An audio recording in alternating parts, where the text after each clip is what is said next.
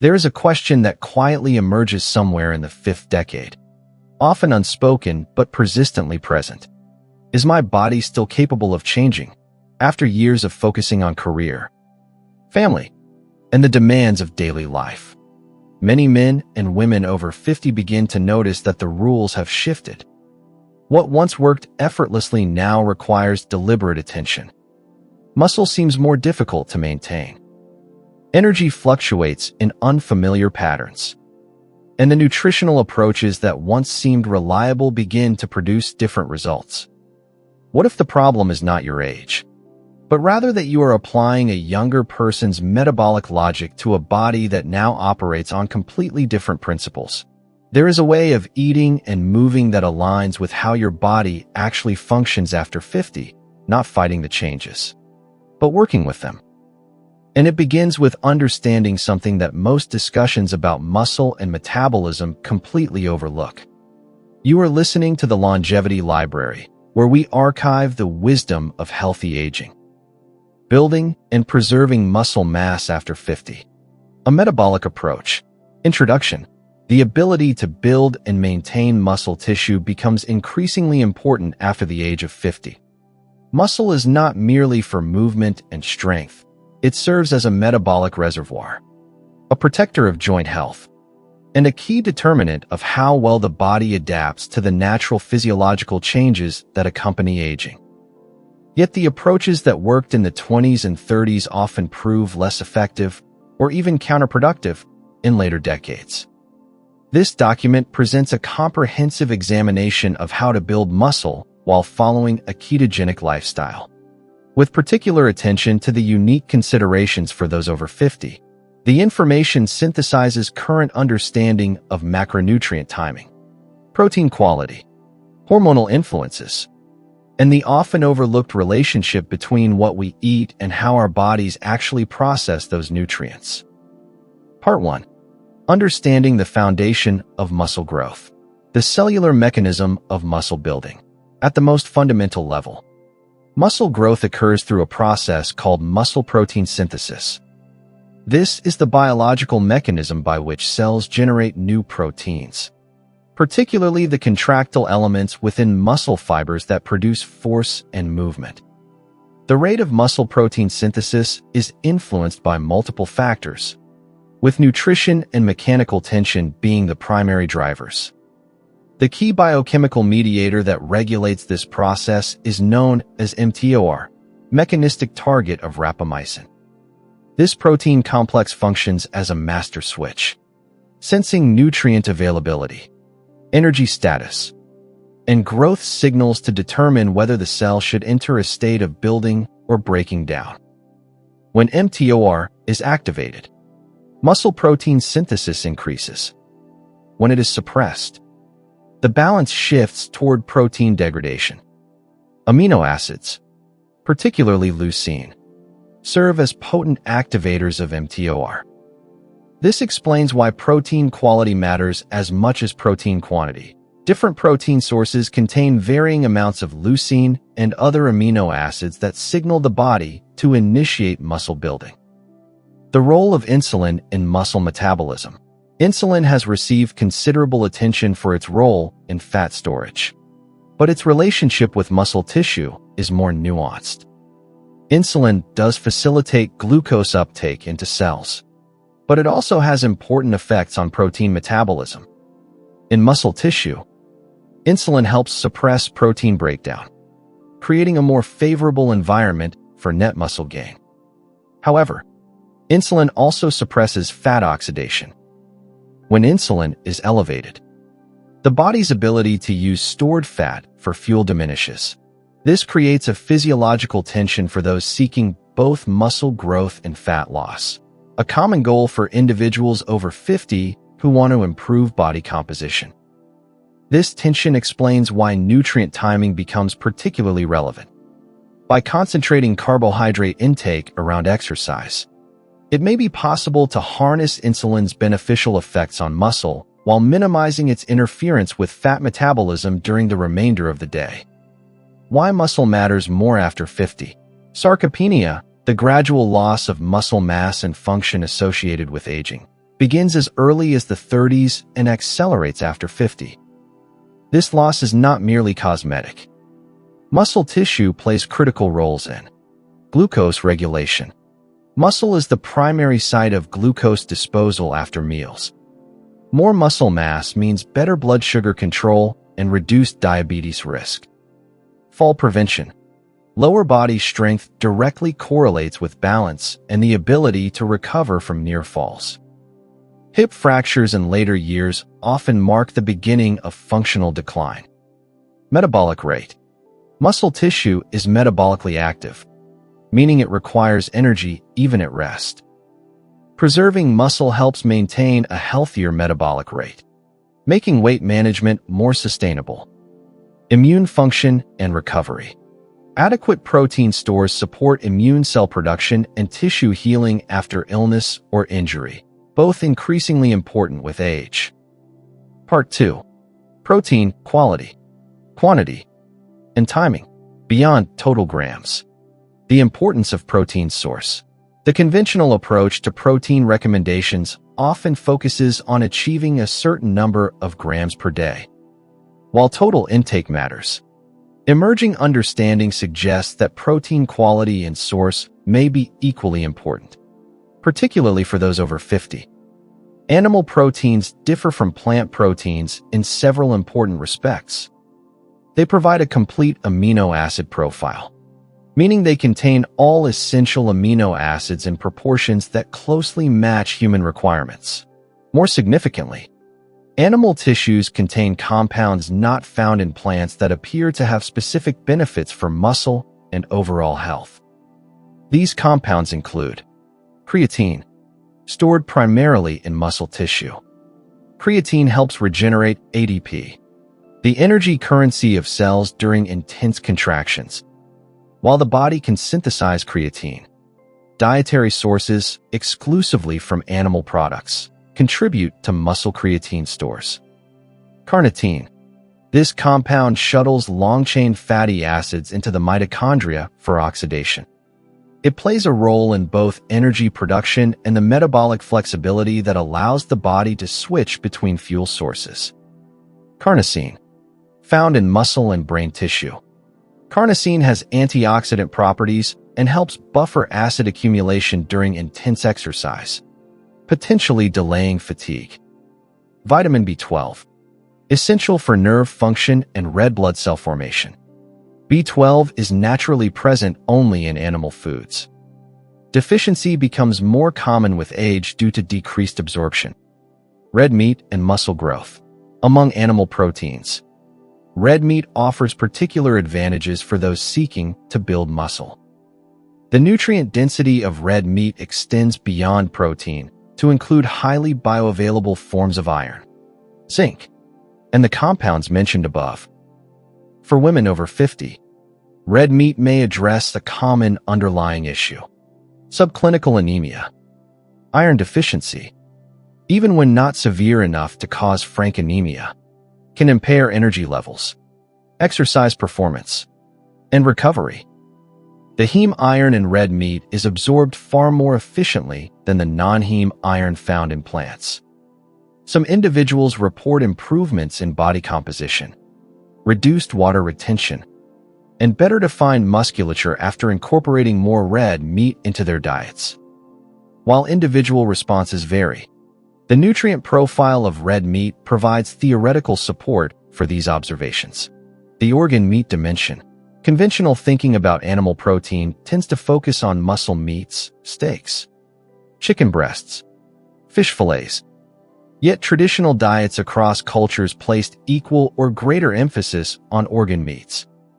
This distinction matters because organs contain nutrient profiles that differ substantially from muscle tissue.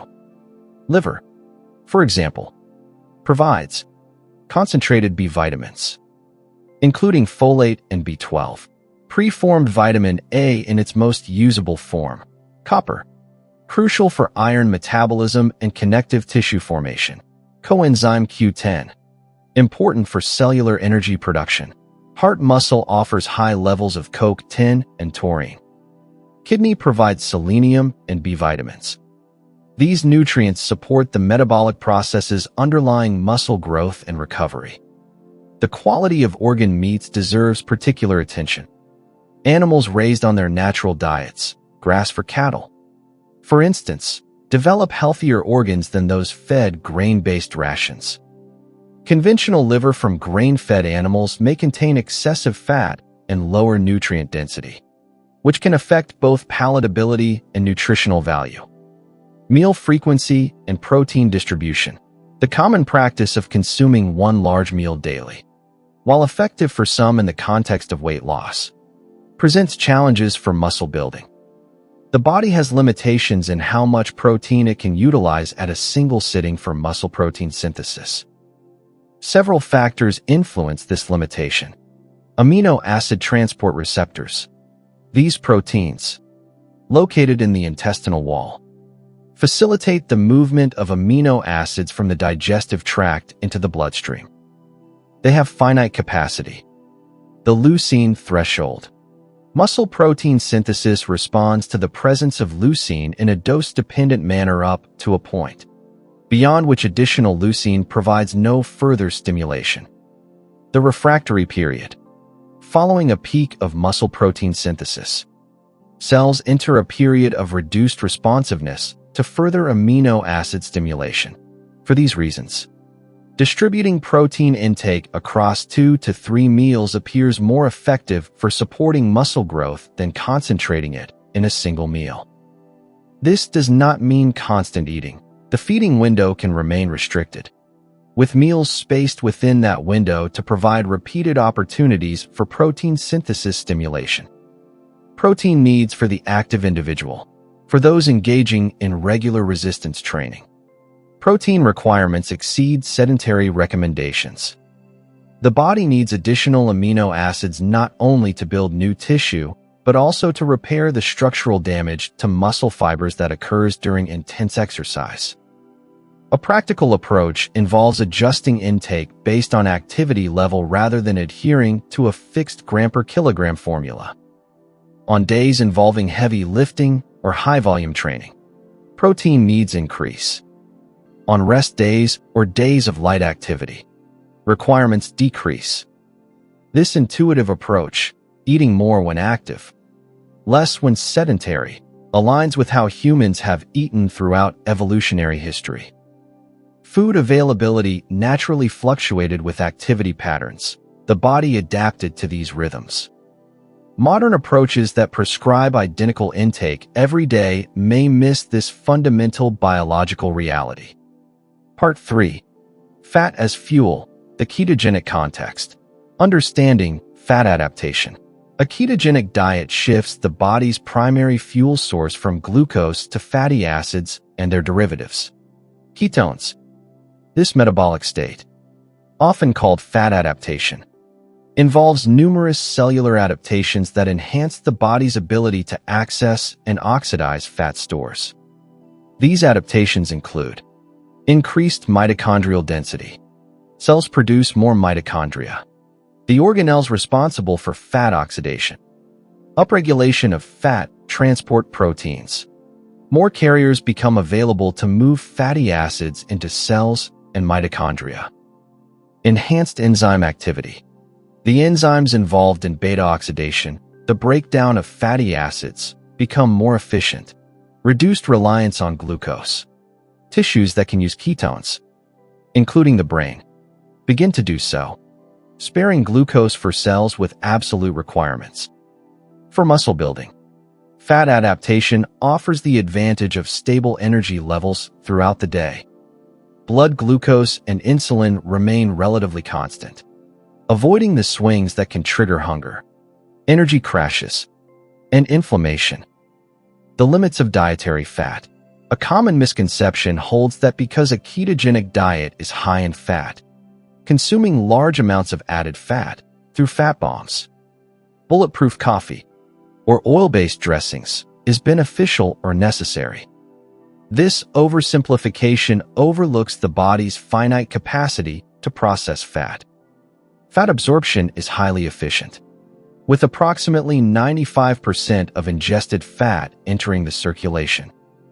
when dietary fat intake exceeds the body's immediate oxidative needs. The excess must be stored. This storage occurs in adipose tissue, not in the liver as ketones. The liver produces ketones when the inflow of fatty acids, whether from dietary fat or liberated from adipose tissue, exceeds its capacity to process them through other pathways. This overflow mechanism creates ketones as an alternative fuel for individuals seeking to lose body fat while building muscle. Excessive dietary fat intake can be counterproductive. If the liver is constantly processing incoming dietary fat, it has less need to access stored body fat.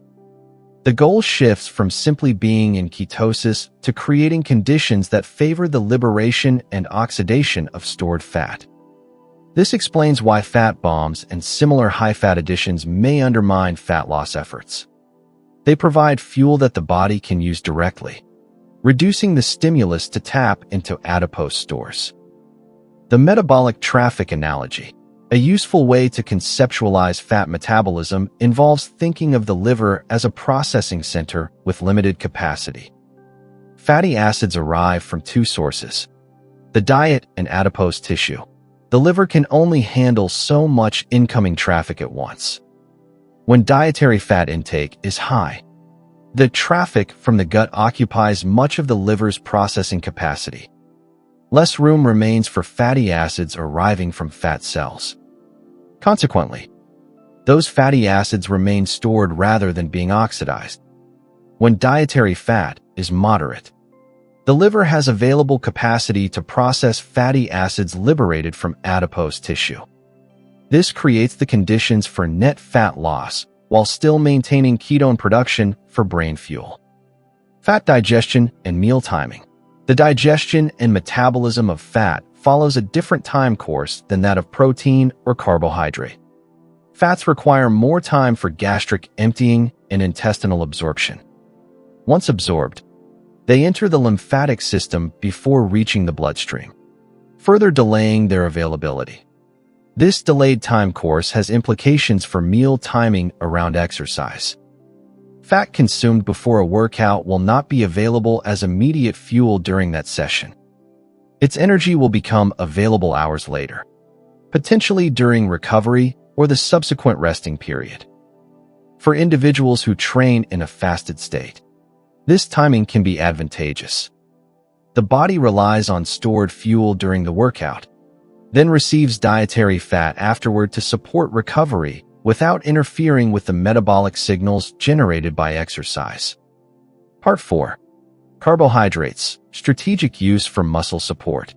The role of carbohydrates in muscle growth.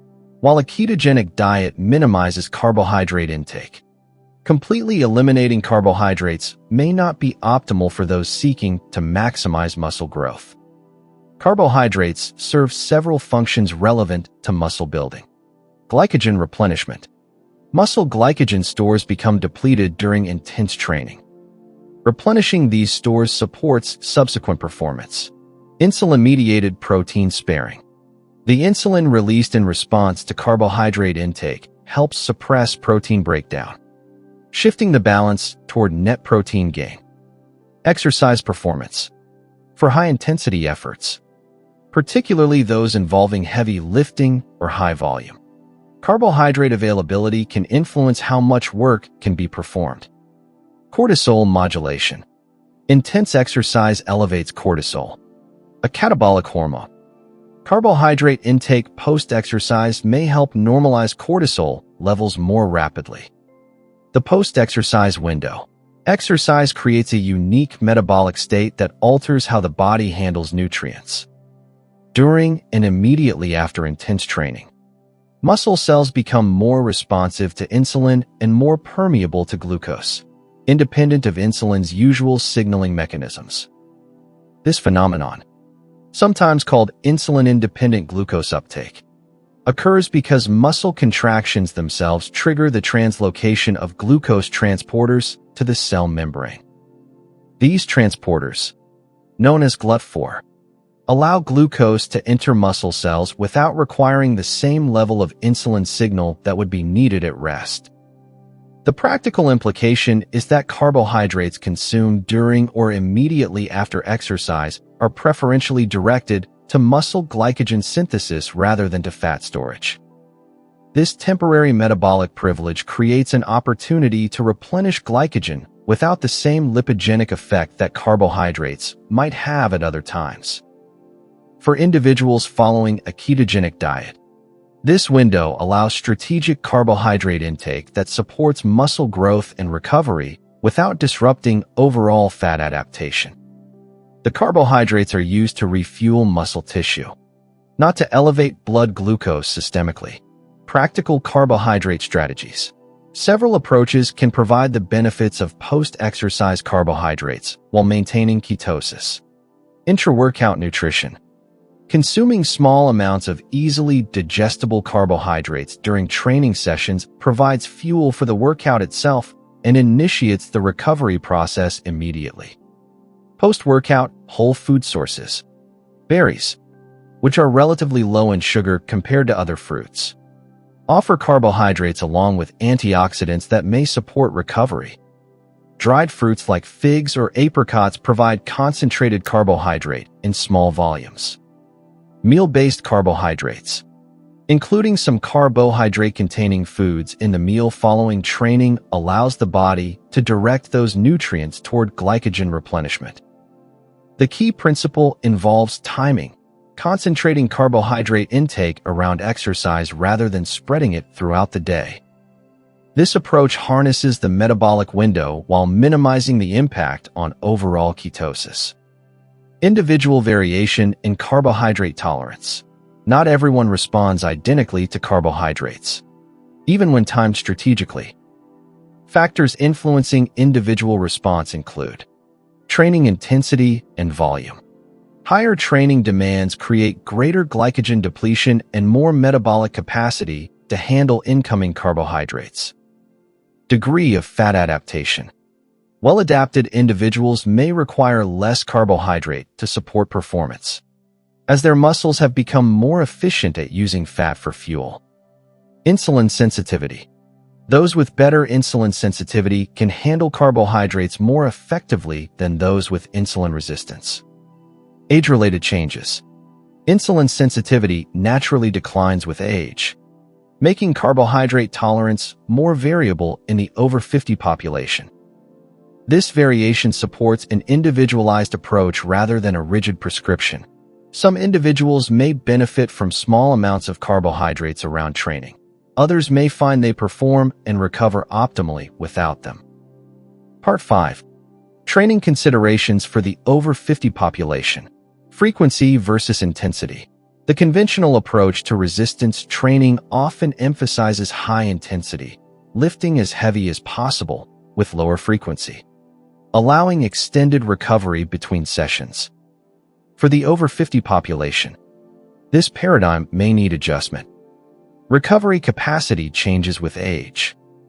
The hormonal environment shifts, with declining anabolic hormones and potentially elevated catabolic hormones. Connective tissue becomes less resilient. The inflammatory response to muscle damage may be prolonged. In this context, higher frequency training with moderate intensity may prove more effective than low frequency, high intensity approaches. Spreading the training stimulus across more sessions allows for adequate recovery while maintaining consistent anabolic signaling. This might look like 4 to 5 sessions per week rather than 2 to 3. Moderate loads that allow good form and controlled repetitions. Shorter sessions that don't excessively elevate cortisol. Attention to movement quality over absolute weight lifted. The importance of progressive overload. Muscle growth requires a progressive increase in demands placed on the tissue. Without this progression, the body has no stimulus to continue building. However, how progression is achieved matters. For the over 50 trainee, progression can take multiple forms. Increased repetitions. Adding 1 or 2 repetitions to each set before increasing weight. Improved form. Enhancing the quality of movement. Increasing time under tension. Or improving mind-muscle connection. Reduced rest intervals. shortening rest between sets to increase metabolic stress, increased volume, adding an additional set to exercises, or incorporating new movement variations. This multifaceted approach to progression reduces the emphasis on constantly adding weight, which can stress joints and connective tissue beyond their adaptive capacity. Exercise selection and joint health. Not all exercises are equally suitable for the aging lifter. Exercise selection should prioritize joint-friendly positions, avoiding extreme ranges of motion that stress ligaments and cartilage, controlled movements, emphasizing eccentric control and avoiding ballistic or momentum-driven techniques, balanced development, ensuring opposing muscle groups receive adequate attention to maintain joint stability, functional patterns, selecting exercises that translate to real-world activities and movements. For those with existing joint concerns, band-based resistance or machines that provide stable movement paths may be preferable to free weights, at least initially. The leg emphasis. Large muscle groups, particularly those of the legs, deserve special attention in any muscle-building program. Leg training offers several unique benefits. Hormonal response. Large muscle mass activation may produce greater anabolic hormone release than isolation exercises. Metabolic demand. Leg exercises require significant energy, contributing to overall calorie expenditure and metabolic conditioning. Functional relevance. Leg strength directly impacts mobility, balance, and the ability to perform daily activities. Systemic effects. The metabolic stress of leg training may influence overall body composition beyond the muscles directly worked. For the over 50 individual, leg training should include both strength-focused exercises, like squats or leg presses, and stability-focused movements, like lunges or step-ups, that challenge balance and coordination. Part 6. The absorption paradox, when more is less. Understanding bioavailability. The supplement industry has built a substantial business around improving nutrient absorption. Enhanced delivery systems, liposomal formulations, and specialized binding agents all promise to increase the amount of a given nutrient that reaches the bloodstream. Yet the relationship between absorption and effectiveness is not always straightforward. For some compounds, reduced absorption may actually enhance certain benefits through interactions with the digestive system and its microbial inhabitants. The metformin and berberine example. Metformin, one of the most widely prescribed medications for blood sugar management, is notable for its poor absorption. Less than 30% of an oral dose reaches the systemic circulation. Yet metformin remains highly effective for lowering blood glucose. The mechanism involves the gut microbiome. Metformin alters the composition of intestinal bacteria, increasing populations of beneficial species like Akkermansia mucinifera. These microbial changes contribute to the medication's metabolic effects. Berberine, a compound found in several plants including golden seal and barberry, functions similarly. It is poorly absorbed, yet it effectively lowers blood glucose, improves insulin sensitivity, and, notably for those following a ketogenic diet, can increase ketone production. For individuals on a ketogenic diet, berberine taken before meals may help flatten blood glucose responses and enhance ketosis. The mechanism likely involves both direct effects on cellular metabolism and indirect effects through the microbiome. Implications for supplement choices. The metformin berberine example illustrates a broader principle. Nutrient absorption does not always correlate with clinical effectiveness. For some compounds, interactions with the digestive tract and its microbial ecosystem may be as important as systemic delivery. This suggests a more nuanced approach to supplementation, rather than automatically seeking the most absorbable form of every nutrient. It may be worth considering whether poor absorption could actually be part of how certain compounds work. For those focused on muscle building, this principle applies particularly to Berberine. Choose standard forms rather than enhanced absorption versions for blood sugar and ketosis benefits. Magnesium. For general magnesium repletion, well-absorbed forms like magnesium malate or glycinate are preferable. For constipation, poorly absorbed magnesium citrate provides bowel benefits. Curcumin. While enhanced absorption formulations may increase systemic levels, standard curcumin may offer different benefits through gut interactions. Part 7. Gut health and its impact on body composition. The enterohepatic circulation. The connection between digestive function and overall health extends beyond simple nutrient absorption. The enterohepatic circulation, the recycling of compounds between the liver and intestine, plays a crucial role in hormone regulation and toxin elimination. When the liver processes substances for elimination, it secretes them into bile, which flows into the intestine. Under normal circumstances, these compounds are carried out of the body in stool. However, if intestinal transit is slow or constipation occurs, these compounds can be reabsorbed, returning to the liver for reprocessing. This recycling affects estrogen metabolites. Environmental estrogens and the body's own estrogen byproducts can be reabsorbed, potentially influencing hormone-sensitive tissues. Cholesterol. Bile acids, made from cholesterol, can be reabsorbed rather than excreted. Various toxins. Fat-soluble compounds slated for elimination may recirculate. For those over 50, maintaining regular bowel function becomes increasingly important for hormonal balance and detoxification. Constipation effectively recycles compounds that should be leaving the body. Gut motility and meal timing. Several factors influence gut motility and transit time. Caffeine.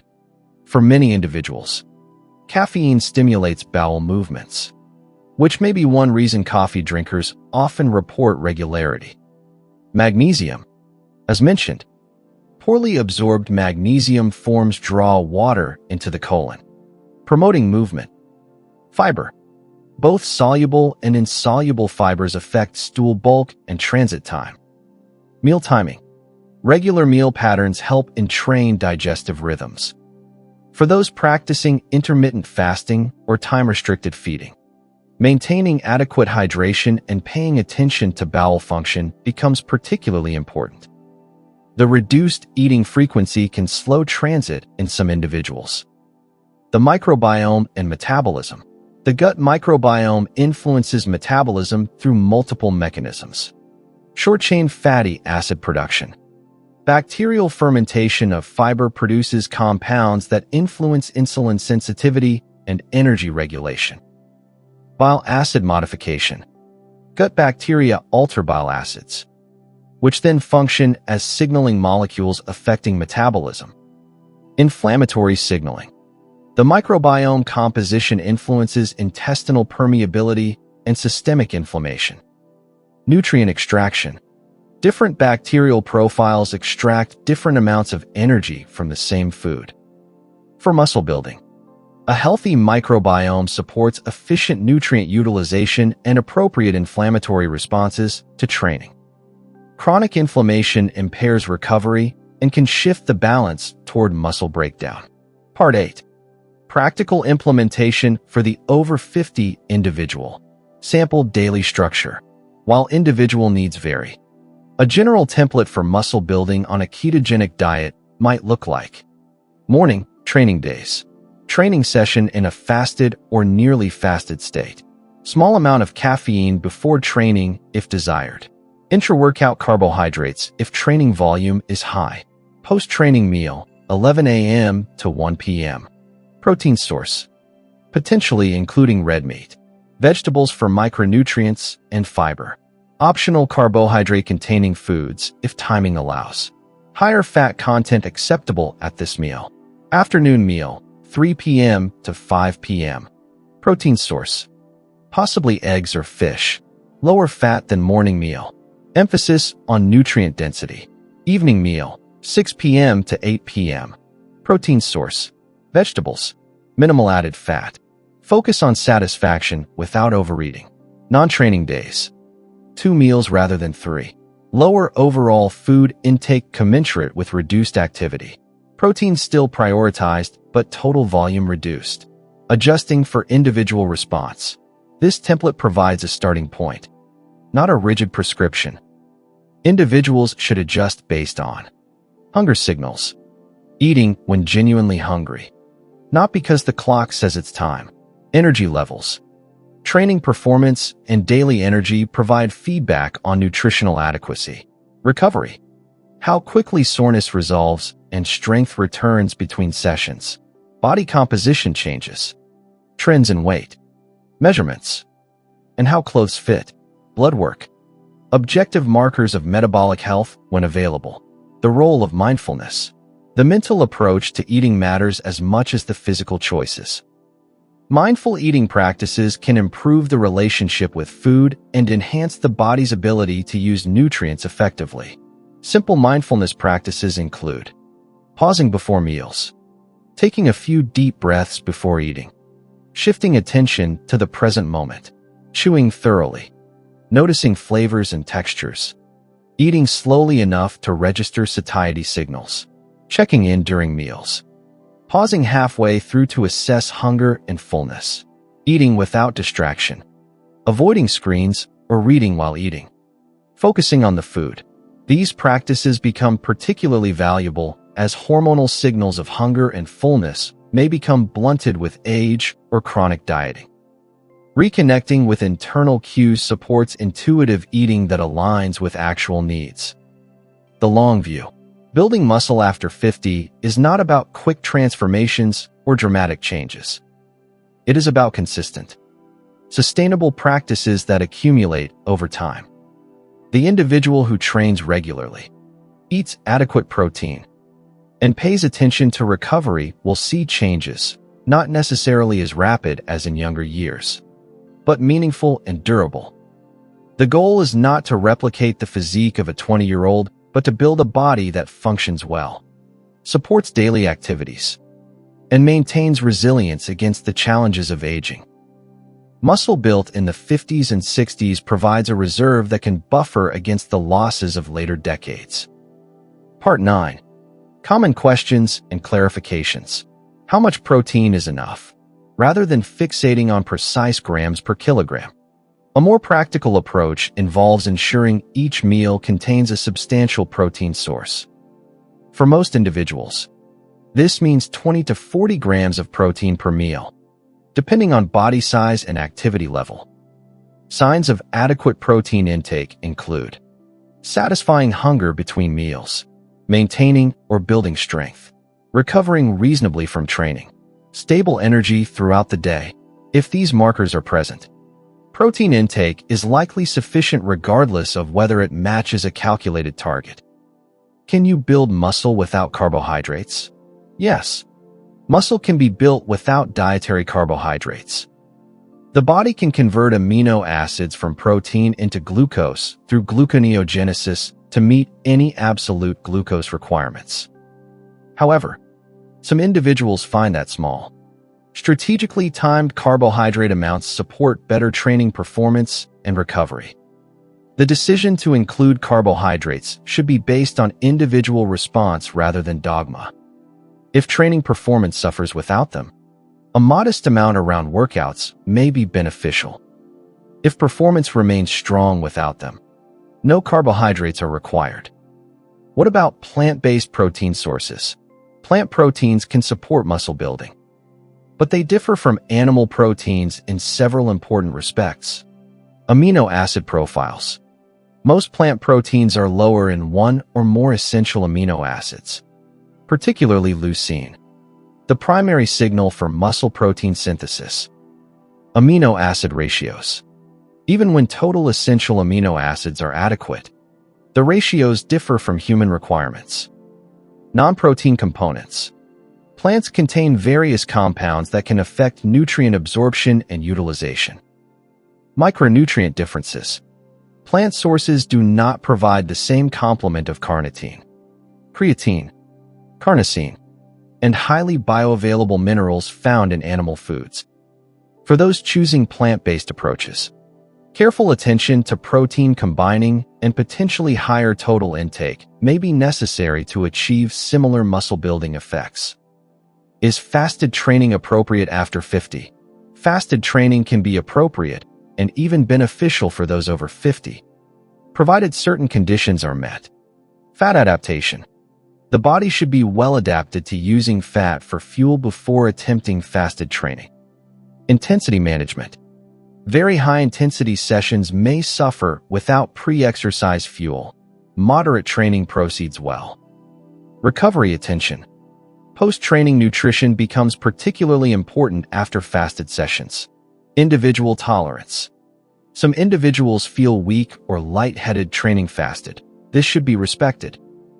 For those new to fasted training, starting with lighter sessions and gradually progressing provides the safest approach.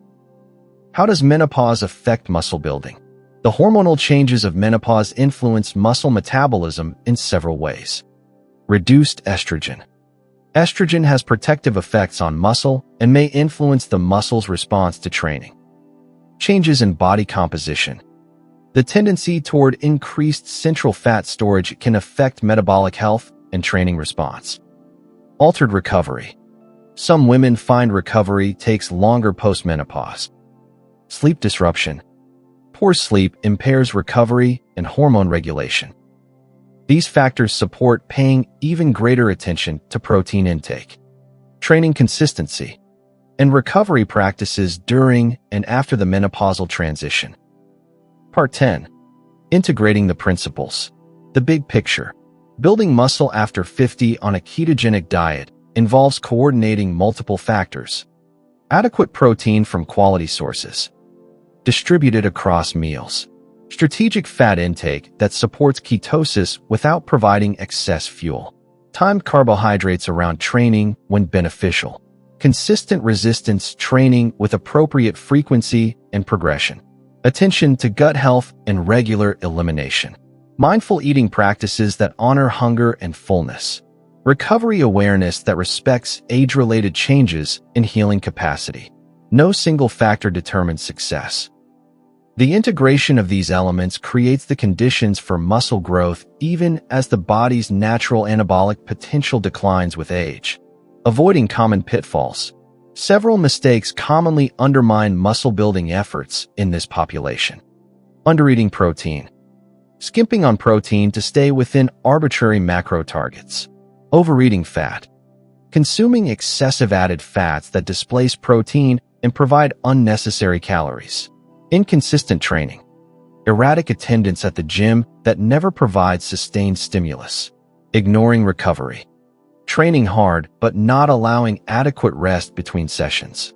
Rigid thinking. Adhering strictly to rules rather than responding to how the body feels. Comparing to younger selves or others. Using inappropriate benchmarks that lead to frustration. Awareness of these pitfalls allows proactive avoidance. The role of patience. Muscle growth proceeds slowly at any age, but particularly after 50. Visible changes may take months to appear. Strength gains may come in fits and starts, with plateaus punctuated by gradual progress. This timeline is normal. The body responds to consistent signals over time, remodeling tissue in response to the demands placed upon it. Impatience often leads to excessive measures, overtraining, extreme diets, or supplementation beyond reason that ultimately undermine progress. The patient approach. Maintaining consistent habits while allowing time for adaptation produces results that last. Conclusion. Building and preserving muscle mass after 50 represents one of the most important investments in long-term health and function. The metabolic approaches outlined here: adequate quality protein, strategic nutrient timing, appropriate training frequency, and attention to digestive health provide a framework for success. The ketogenic context offers advantages in metabolic flexibility and stable energy that can support these efforts. By understanding the biological mechanisms underlying muscle growth and adapting general principles to individual circumstances, It becomes possible to build muscle even as the body undergoes the natural changes of aging. The goal is not to fight aging, but to age well, maintaining strength, function, and metabolic health that support an active, independent life. Muscle built in the 50s and 60s provides a foundation that serves well into later decades, supporting everything from balance and mobility to glucose regulation and disease resilience. With consistent effort, attention to the body's signals, and patience with the process, muscle growth after 50 is not only possible, but profoundly rewarding. The single most important takeaway from everything we have explored is this: muscle after 50 is not built through force, but through understanding.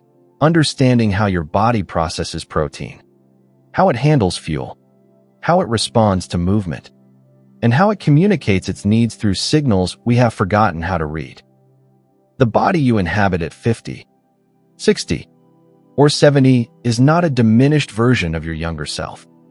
It is a different instrument entirely, one that rewards patience, consistency, and the willingness to listen rather than impose.